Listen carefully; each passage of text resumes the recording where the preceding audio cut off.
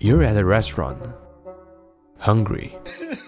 Finally, food is here. You now get to devour your meal. Your beautiful piece of crispy fried chicken. Surely nothing can ruin this moment. Let's take a bite. It's a housefly. It lands next to your chicken and starts rubbing its tiny hands. You try swatting it but miss. It's too fast. You have no choice but to eat with this piece of bothering you for the rest of the meal. Do flies even play a role in the ecosystem? Sorta. The main role of houseflies is breaking down complex organic matter and helping in decomposing. Basically getting rid of rotten, icky stuff. They also lay eggs to form maggots that help decompose quicker. They're also a key source of food for animals like frogs. If houseflies were to disappear from the face of the earth right now, I think everyone would be celebrating. Maybe except for the frogs.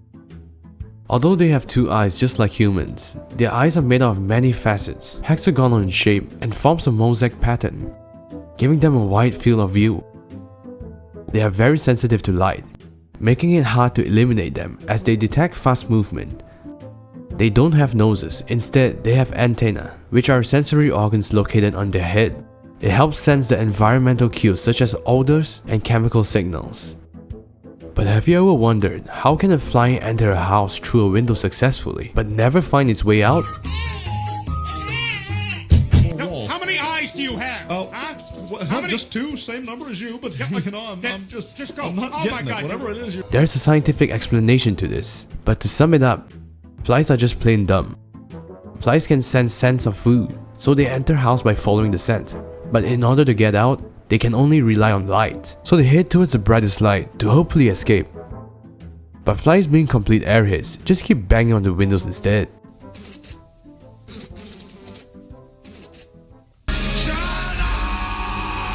Flies are harmful to humans because they are known to carry and transmit various pathogens. Houseflies are strongly suspected of transmitting 65 different diseases, including typhoid fever, cholera, salmonellosis, dysentery, tuberculosis. They contaminate your food as soon as they land on it, which can lead to food poisoning. Although they have a short life cycle, they produce very quickly. Higher population of flies can increase the risk of disease transmission and food contamination. So how can we fight this pest? No matter how fast you swat them, they always manage to evade it from any direction. They react to sudden change of light as well as motion.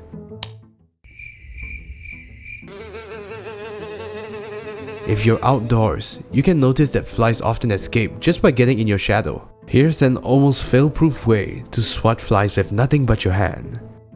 When the fly has landed on the flat surface, move your index or your middle finger very slowly until you reach the fly's back.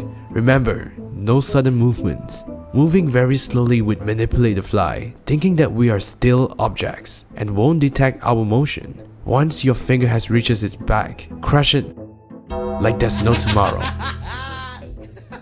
Sadistic? Think of the infections it may have given you.